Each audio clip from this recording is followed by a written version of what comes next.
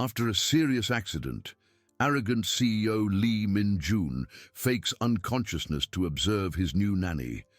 He never imagined that Park Mi-young's kind and sincere words, directed at his daughter Lee Ji-ah, would reveal a truth about himself that would profoundly shock him.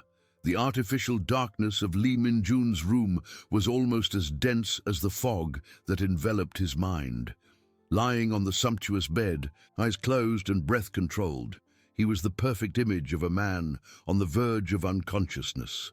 But behind that inert facade, the CEO's mind seethed, sharp and cynical. He heard the doctor's whispers, the housekeeper's orders, the superficial conversations of the staff. Everyone seemed to orbit around his condition, but he sensed the falsehood in every word, the calculated concern, the expectation of benefit. No one truly saw him. No one ever had. His plan was simple and cruel, to feign unconsciousness to unmask everyone's loyalty, especially that of the new nanny, Park Mi-young, a young woman of humble origin whom he had hired purely out of convenience, expecting nothing more than competence in caring for Ji-ah. He was ready to hear indifference, gossip, perhaps even disdain. He was prepared to confirm his worldview, that everyone was driven by selfish interests. The bedroom door creaked softly, and Min-jun felt the change in the atmosphere. A soft scent of lavender and a gentle murmur filled the space. It was Park Mi-young, and with her, little Ji-ah. The girl, usually so vibrant, was quiet, her steps light and hesitant.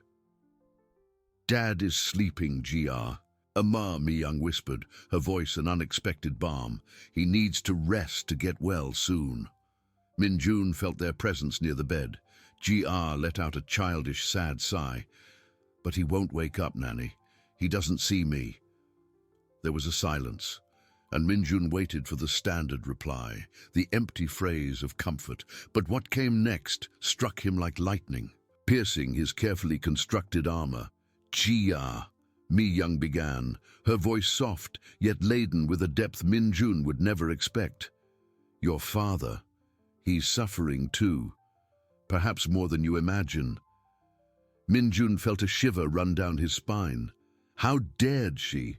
What did she know? "He seems strong, doesn't he?" Mi-young continued, and Min-jun could almost feel her gaze on him. A gaze that seemed to see through his skin, his bones, right to his soul. "He built an empire, has everything money can buy, but sometimes, Ji-ah, those who have the most are the ones who feel the heaviest burden of loneliness." Min-jun's breath caught in his throat, but he maintained the charade. He heard Ji-ah murmur something inaudible, and Mi-young hugged her.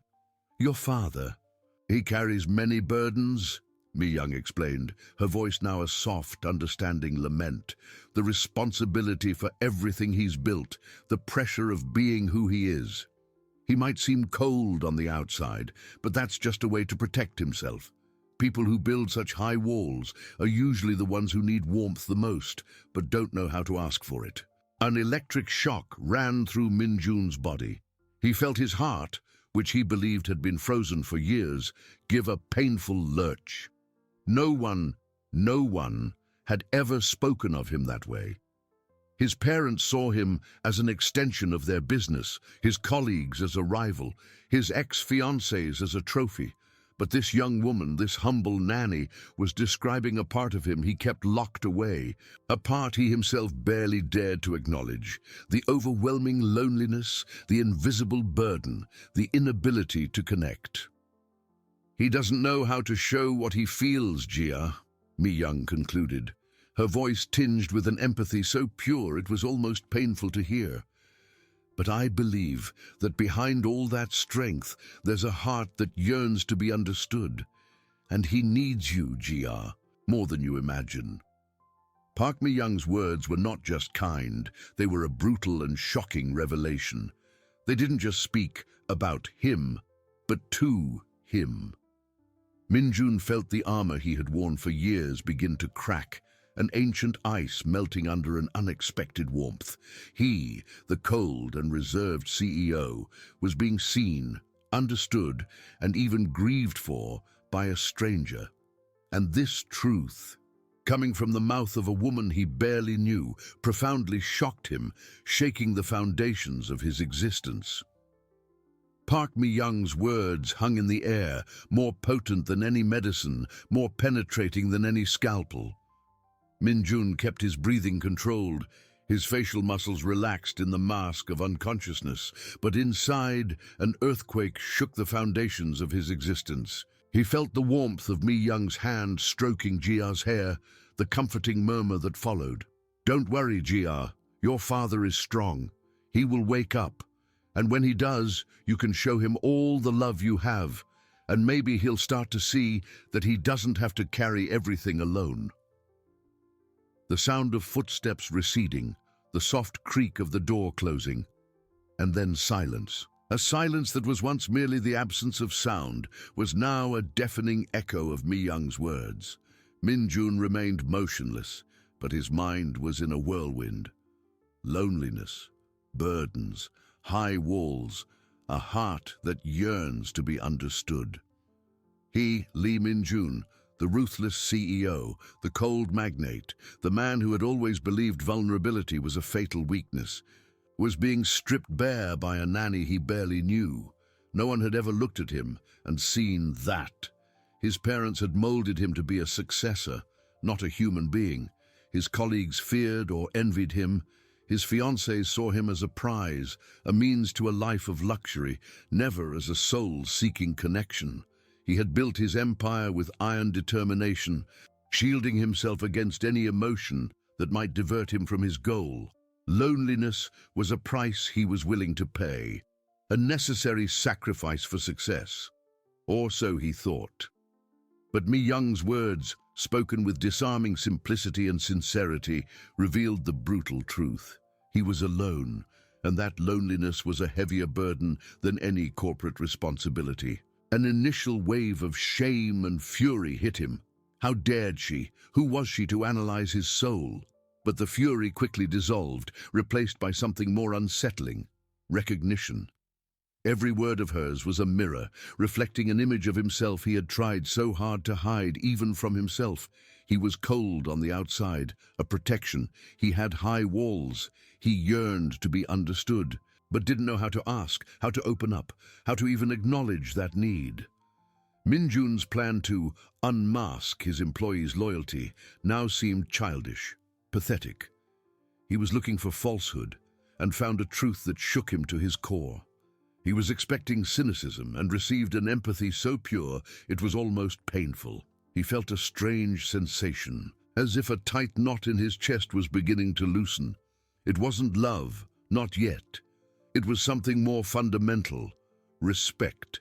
A deep and unexpected respect for that young woman who, with her humble origin and warm heart, had seen through his impenetrable facade and touched the deepest wound of his soul.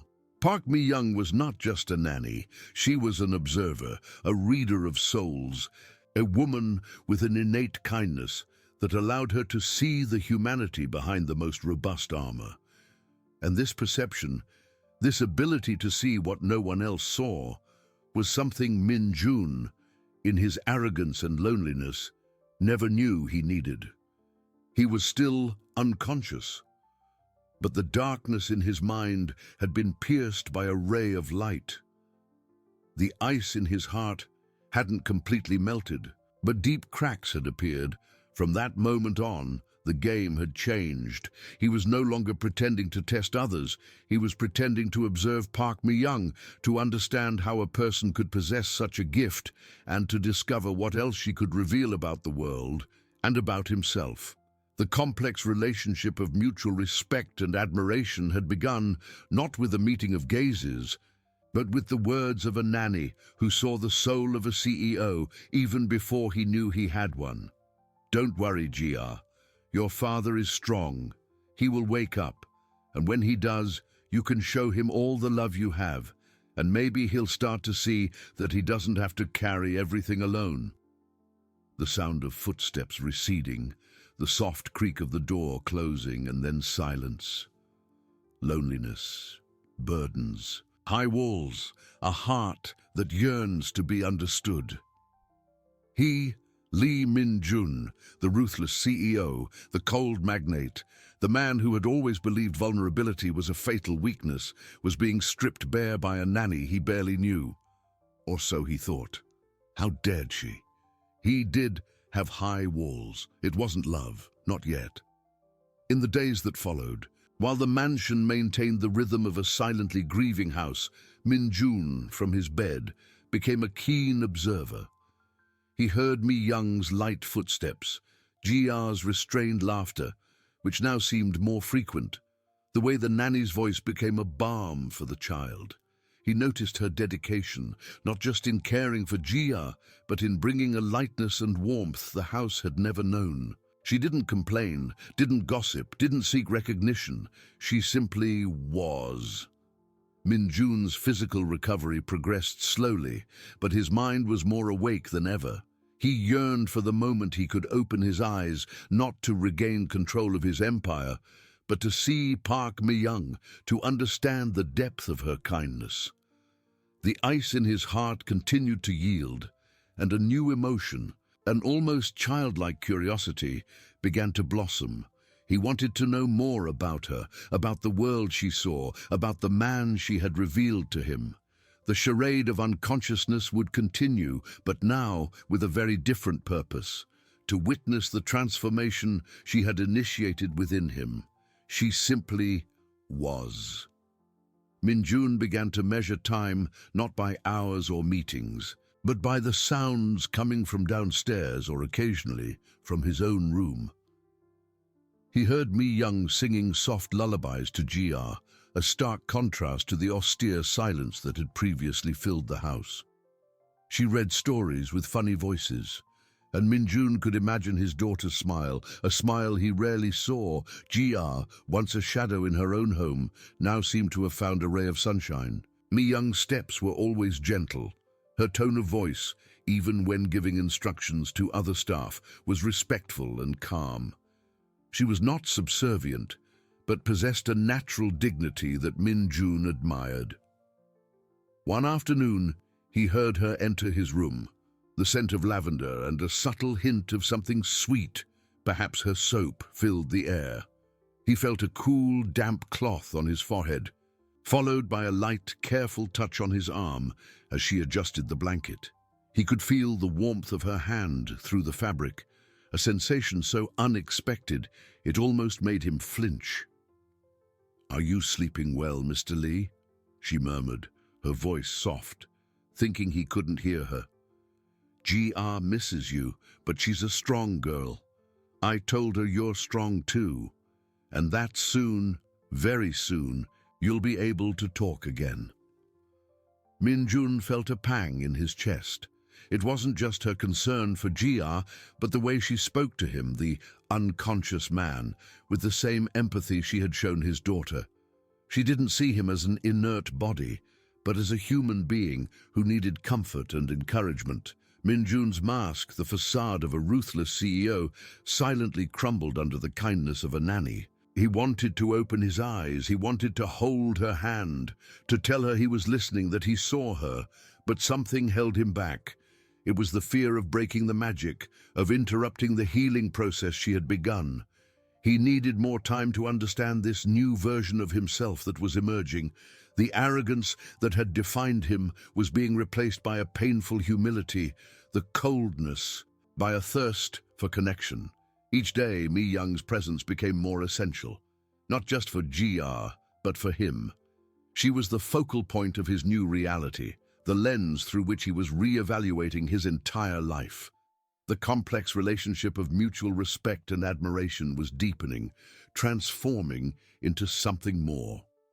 He still didn't know what it was, but he knew it was powerful, and that Park Mi-young, the young woman of humble origin, was the key to unlocking the man he was destined to be.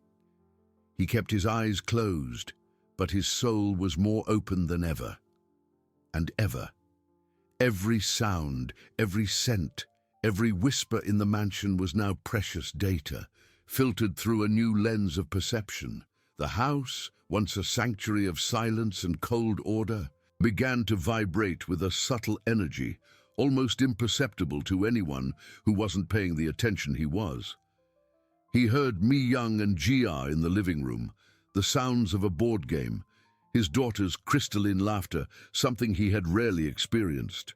Jia, once so withdrawn, now seemed to blossom under Mi Young's care. Min Jun could imagine her smile, the way her eyes lit up. He had never been able to evoke such joy in his own daughter, and the realization was a blow of humility that struck him deeper than any business failure. One morning he heard a muffled argument in the kitchen. Mrs. Kim, the housekeeper who had always been rigid and somewhat bitter, seemed to be reprimanding one of the young assistants for a trivial mistake. Min Jun expected the respectful silence, the usual fear, but then Mi Young's calm and firm voice was heard. "Mrs. Kim, please. He's just learning. We all make mistakes. Perhaps we could show him how to do it correctly, instead of just reprimanding him." There was a tense silence, and Min Jun held his breath, expecting the housekeeper's outburst. Instead, a heavy sigh was heard. "All right, Mi Young, you're right, but don't get used to being so gentle." "Kindness is never a bad habit, Mrs. Kim," Mi Young replied softly, and Min Jun could almost see her smile. Mrs. Kim mumbled something inaudible, but the tension in the kitchen eased.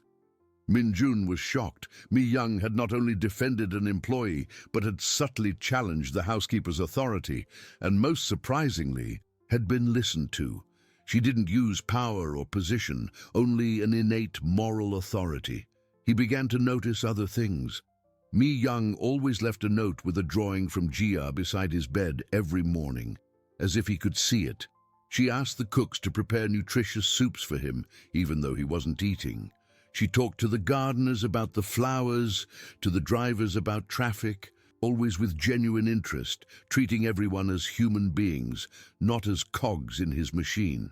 Min Jun's arrogance, which had led him to believe he was the center of his own universe, was being dismantled piece by piece. He had built an empire, but Mi Young was building a community, a home, with nothing but her compassion and her presence. He wondered if his own life, with all its material success, had been as empty as the mansion before her arrival. Each day, the charade of unconsciousness became harder to sustain. He yearned to open his eyes, to see Mi Young's face, to hear her voice directly, without the barrier of his feigned unconsciousness. He wanted to test her theory, the idea that he didn't have to carry everything alone. He wanted to see if her kindness was as real as it seemed, or if there was a limit to her patience. But fear held him back, the fear that by opening his eyes he would break the spell, that the dynamic would change, that she would revert to seeing him as the cold, distant CEO, and not as the vulnerable man she had stripped bare with her words. He needed more time to prepare for what was to come, to understand who he was now, and who he wanted to be for her, for Jia, and for himself. The complex relationship of mutual respect and admiration was deepening, transforming into something Min Jun had no name for, but felt in every fiber of his being. It was an attraction to her essence, to her light. He was falling in love with Park Mi Young's soul, long before he had the chance to fall in love with her appearance. And this was the deepest and most terrifying of revelations. One afternoon, he felt her hand on his forehead again, checking his temperature. The touch was light, but the current that ran through his body was undeniable. He almost moved, almost groaned, but held back. "You're getting better, Mr. Lee," she whispered, her voice filled with genuine hope. "Jia and I are waiting for you." Min Jun felt a lump in his throat. He wasn't just improving physically, he was being rebuilt from the inside out, and Park Mi Young was the architect of this new version of him. The moment of awakening was approaching, and with it, the uncertainty of how he would face the world, and especially her, as the man she had helped him become. Mrs. Kim, please." "All right, Mi Young, you're right. Gentle." Mrs. Min Jun was shocked. but fear held him back. Mrs. Kim, please, perhaps we could show him how to do it correctly, instead of just reprimanding him." There was a tense silence, and Min Jun held his breath, expecting the housekeeper's outburst. "All right, Mi Young, you're right, gentle. Kindness is never a bad habit." Mrs. Min Jun was shocked, but fear held him back. "Jia and I are waiting for you." Min Jun felt a lump in his throat. With each passing day, the weight of the charade became almost unbearable. Min Jun felt like a prisoner in his own body, a silent observer of a life he desperately wanted to be a part of. He heard Mi Young singing lullabies to Jia in the next room, the soft melody and simple lyrics filling a void he hadn't even known existed in his home. He could imagine Jia nestled in her arms, her small head resting on Mi Young's shoulder, something he, as a father, had never been able to provide with such tenderness.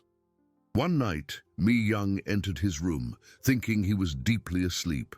She tidied the quilt, adjusted the pillow, with a care that bordered on devotion. Then she sat in the armchair beside his bed, and Min Jun felt the slight movement of the air. He heard a soft sigh. "Mr. Lee," she whispered, her voice almost inaudible, but clear to his keen ears. "I know you can't hear me, but I wanted to talk a bit. Jia is sleeping. She misses you so much, but she's strong, you know. She's learning to smile again.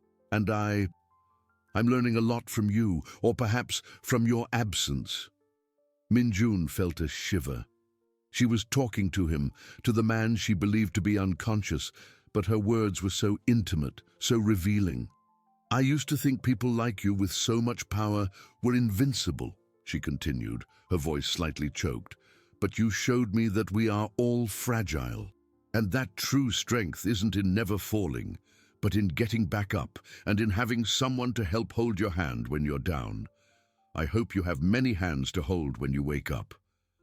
A tear escaped the corner of Min Jun's eye, betraying his feigned unconsciousness.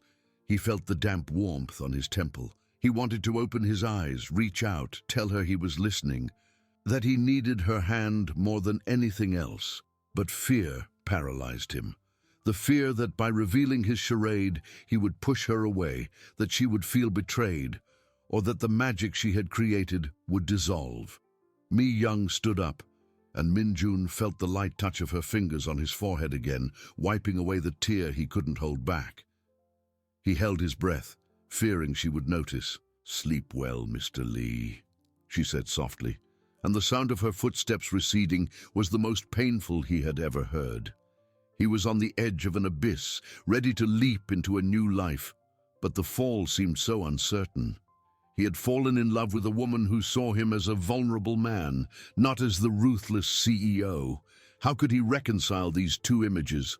How could he be the man she deserved, the man she had helped him become? The awakening would not just be physical, it would be a rebirth, and Min Jun knew he could no longer postpone the inevitable. The outside world, with its expectations and challenges, was about to collide with the sanctuary Mi Young had built in his heart, and he needed to be ready. Jia is sleeping, but she's strong, you know, and or perhaps with your absence. Min Jun felt a shiver. "I hope you have many hands to hold when you wake up." A tear escaped the corner of Min Jun's eye, betraying his feigned unconsciousness, but fear paralyzed him. The next morning brought an abrupt interruption to the mansion's newfound peace.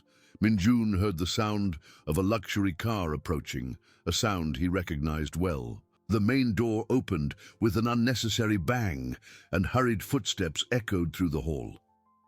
"Choi Seoyeon," Mrs. Kim announced, her voice tense, almost a lament. Min Jun felt a chill. Seoyeon, his ex-fiancée, he knew her visit would bring nothing good. "Where is Min Jun?" Seoyeon's voice was sharp, impatient. "And where is Jia? I came to see them." "Mr. Lee is still unconscious. Miss Choi," Mrs. Kim replied, her voice laden with a formality that bordered on discomfort. "And Jia is with the nanny, Park Mi Young, in the garden." "Nanny?" Seo-yeon scoffed. Since when does Min-jun need a nanny? And who is this Park Mi-young? I've never heard of her. Min-jun felt a wave of anger rise within him. He could imagine the disdainful look on Seo-yeon's face. Moments later, he heard footsteps approaching his room. Seo-yeon entered, and Min-jun felt the change in the atmosphere. She lacked Mi-young's lightness or compassion. Instead, there was an aura of demandingness and judgment. "Min-jun, my dear," she said, her voice suddenly softer but still with a tone of superiority. She approached the bed and touched his forehead, a cold and superficial touch, lacking Mi-young's genuine concern. "You scared me so much. I hope you recover soon. This house is chaos without you." Min-jun felt a knot in his stomach. Chaos? The house had never been so full of life, so full of warmth. Then he heard Mi-young's voice, soft but firm, coming from the hallway. "Miss Choi, Jia and I were in the garden. She's a little agitated by the visit." "Ah, you must be the nanny," Seo-yeon replied, her voice dripping with disdain. "Park Mi-young, right? I must say I'm surprised. Min-jun always had such high standards. Not that I'm questioning your qualifications, of course, but you don't seem to fit very well into the Lee Mansion's environment."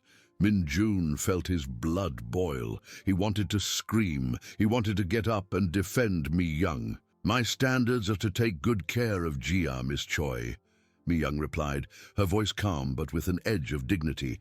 "And she seems to be doing very well with me." "Well, we'll see," Seo-yeon retorted, a cruel smile in her voice. "Min-jun needs someone who understands his world, our world, someone who can represent him properly. A nanny is one thing, but don't delude yourself about your place here." The silence that followed was deafening for Min-jun. He could feel the humiliation Mi-young was enduring. The pain he felt was physical, a sharp pang in his chest. He had allowed this. He had allowed her to be subjected to such cruelty under his own roof while he hid behind a charade. In that instant, the decision was made. The fear of breaking the spell, of pushing Mi-young away, vanished, replaced by an overwhelming protective fury. He could no longer be a passive observer. He could no longer allow Mi-young's kindness to be trampled. He needed to rise, not just for himself, but for her, for Jia, for everything she had built. Min-jun clenched his fists, his breathing becoming deeper and more deliberate. He felt energy flow through his limbs, a strength he hadn't felt since the accident. The awakening would not just be a return to consciousness, it would be a declaration of who he was now and who he would defend. The game was over. Min-jun felt a wave of adrenaline course through his body, dispelling the lethargy that had held him for so long. His eyes snapped open, fixing on the white ceiling for an instant before he turned his head with fierce determination. His muscles protested, but he ignored the pain. Choi Seo-yeon stood in the bedroom doorway, a sneer on her lips, her eyes fixed on Mi-young, who was a few steps behind her in the hallway. The nanny, head slightly bowed, seemed to absorb every cruel word. "Don't delude yourself about your place here," Seo-yeon repeated, her voice laden with venom. At that exact moment, Min-jun let out a guttural groan, a hoarse sound that ripped through the silence and the charade. His eyes, previously closed, were now open and fixed on Seo-yeon, burning with an intensity she had never seen before. Seo-yeon froze, the sneer vanishing from her face. Her eyes widened in shock and disbelief. "Min-jun," she whispered, as if she couldn't believe what she was seeing. Mi-young, who had her back to the room, turned sharply, her heart pounding. Her eyes met Min-jun's, and a mix of relief, confusion, and fear flooded her face. He was awake. He was looking at her. Min-jun tried to sit up, supporting himself on his elbows with difficulty. Mrs. Kim, who was downstairs, heard the commotion and rushed to the hallway, stopping abruptly at the sight of the scene. "Min-jun, my love, you're awake!" Seo-yeon exclaimed, quickly recovering and rushing to the bed, trying to assume the role of the worried fiancée. She tried to hold his hand, but Min Jun pushed her away with a sharp movement. "Don't touch me, Seo Yon." Min Jun's voice was harsh, still weak from inactivity, but laden with authority. His eyes, however, did not leave Mi Young. Seo Yon recoiled, shocked. "Min Jun, what were you saying about Mi Young's place?" Min Jun interrupted her, his voice gaining strength with each word. He finally managed to sit up, leaning against the headboard, his gaze fixed and unwavering. "I heard everything, Seo Yon. Every word." Seo Yon's face paled. She looked at Mi Young, then at Mrs. Kim, who watched the scene with an expression of contained triumph. "Min Jun, I was just worried about you. About the family's reputation. The Lee family is not defined by who works in this house, but by how we treat the people who work in it," Min Jun declared, his voice resonating with new conviction. He turned to Mi Young, who was still standing, paralyzed by surprise. "Park Mi Young is not just a nanny. She is the person who brought light back to this house, who cared for my daughter with a tenderness that I, in my blindness, was never able to give." Mi Young felt tears well up in her eyes, a mixture of emotions overwhelming her. She didn't know whether to smile or cry. "And as for don't delude yourself about your place here," Min Jun continued, turning back to Seo Yon, his eyes flashing. "Park Mi Young's place in this house is by my side, caring for Jia and showing me what truly matters in life. She has a heart you never even tried to understand, Seo Yon, and it's that heart that won mine." A heavy silence fell over the hallway. Seo Yon was livid, her face contorted in a mixture of anger and humiliation. She opened her mouth to protest, but Min Jun cut her off with a wave of his hand. "You no longer have a place here, Seo Yon. Neither in this house nor in my life," he said, his voice firm and final. "The door is open, please leave." Seo Yon, her eyes brimming with fury, shot a hateful glance at Mi Young before turning and rushing out of the mansion, the sound of her footsteps echoing through the hall. Min Jun, exhausted but with a feeling of lightness he hadn't felt in years, turned his gaze back to Mi Young. Their eyes met, and in that moment all unspoken words, all fears and hopes were communicated. He extended his hand, a hesitant gesture, but full of meaning. "Mi Young," he whispered, his voice choked with emotion. I need your hand." Mi Young, her heart pounding, took a step forward, and then another, until her hand found his. The touch was electric, a silent promise of a future that until then seemed impossible. Lee Min Jun's rebirth had begun, and he knew he was not alone, certainly. The story's conclusion brought a complete resolution to the situation. Elements of danger were contained, ensuring the safety and well-being of all involved. The narrative concludes with a sense of calm and the promise of a more peaceful future. The game was over. He was awake. He was looking at her. "Mrs. Min Jun, my love," Seo Yon recoiled, shocked. "Min Jun, what?" "I heard everything, Seo Yon. Every word." "Min Jun, The door is open. Please leave. I need your hand." The touch of their hands was a soft shock, a current that ran through Mi Young's arms, warming her from the inside out. Confusion and fear gave way to an overwhelming wave of relief and contained joy. Min Jun, his face pale and eyes still marked by exhaustion, squeezed her hand with surprising strength. Mrs. Kim, who had been observing in silence until then, cleared her throat discreetly, a warm and subtle smile lighting up her wrinkled face. "Min Jun si, it's a miracle," she said, her voice choked with emotion. "I'll call the doctor immediately." Min Jun nodded, but his eyes did not leave Mi Young. "Please, Mrs. Kim, and please bring Jia." Mrs. Kim nodded and withdrew, leaving them alone in the hallway, Mi Young's hand still firmly held in his. The silence that followed was no longer tense, but filled with palpable expectation. The air seemed to vibrate with the promise of something new and profound. "Mi Young." Minjun began again, his voice stronger now, but still laden with a vulnerability she never imagined seeing in him. "I'm so sorry. For everything, for putting you in that situation, for doubting you, for being so blind." Mi Young felt tears stream freely down her face. She shook her head, unable to speak, emotions suffocating her. The pain of Seo Yon's words still echoed, but Min Jun's declaration had silenced them, replacing them with a melody of hope.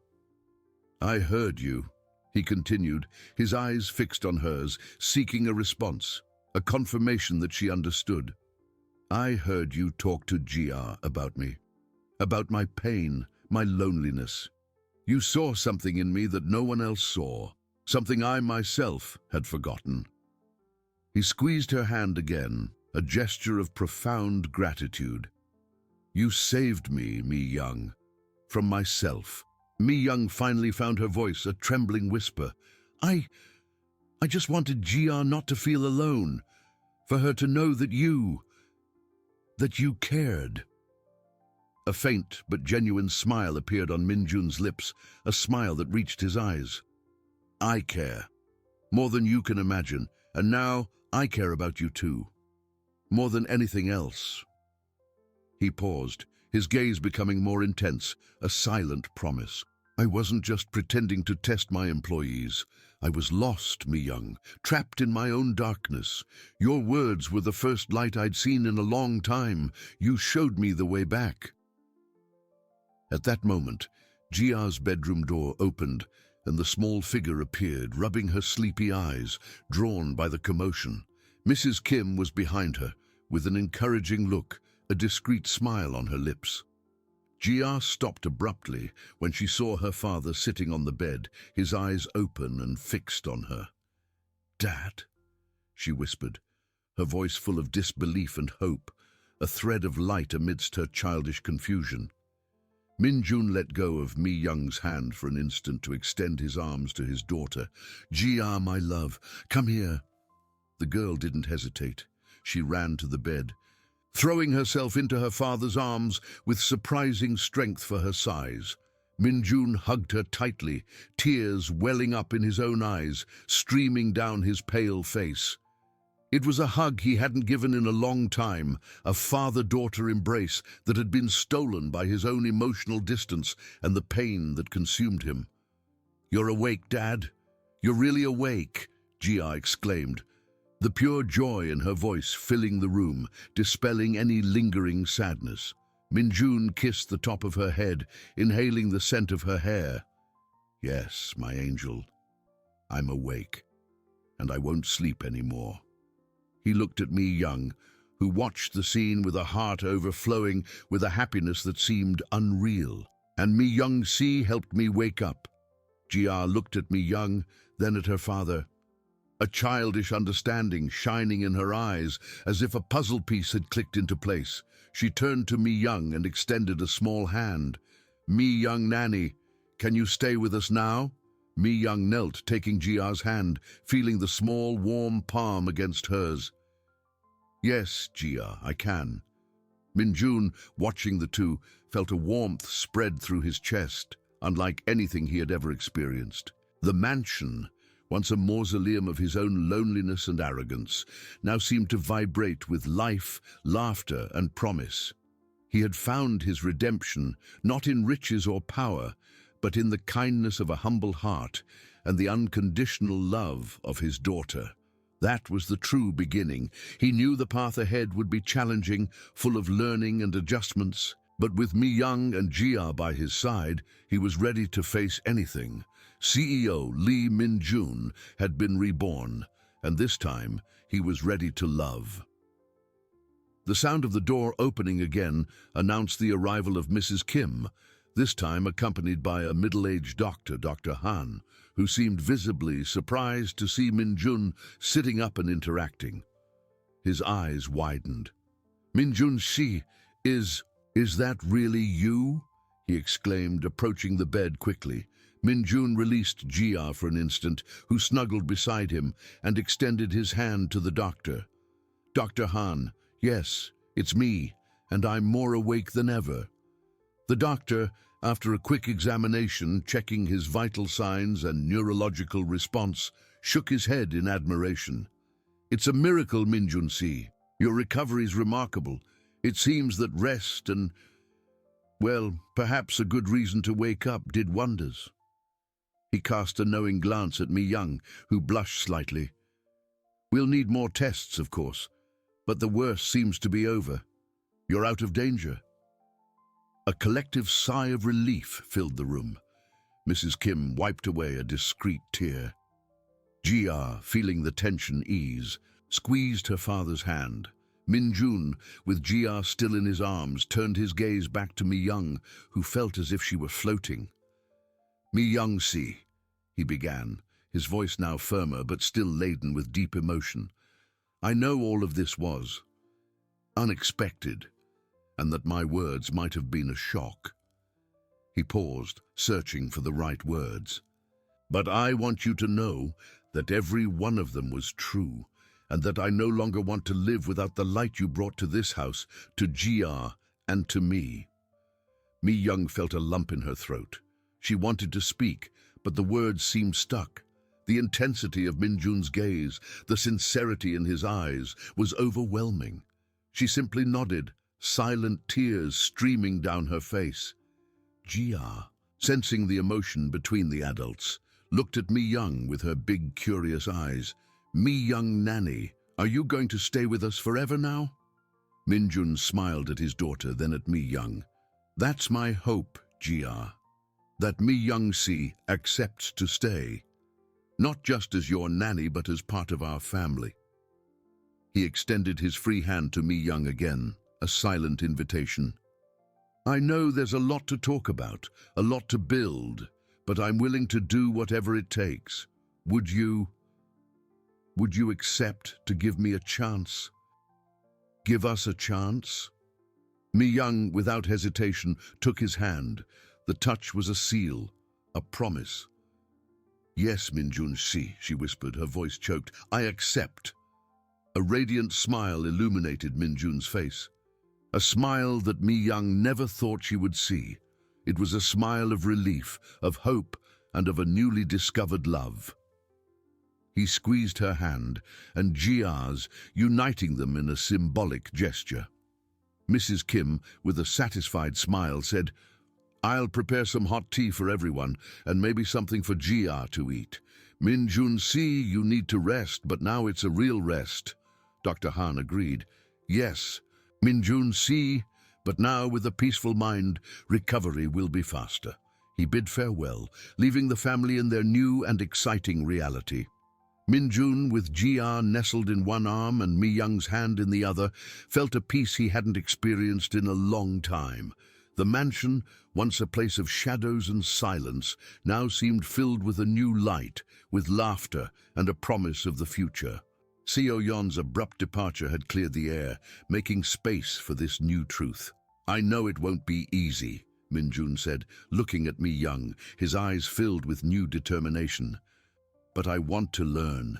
I want to be a better father to Jia, and I want to be the man you deserve. Mi-young simply squeezed his hand, her eyes conveying all her support and her own hope. She knew the path ahead would be full of challenges, adjustments, and learnings, but alongside Min-jun and Jia, she was ready to face anything. CEO Lee Min-jun had been reborn, and this time he was ready to love and be loved, building a future with the woman who had healed his heart and the daughter who was his greatest joy.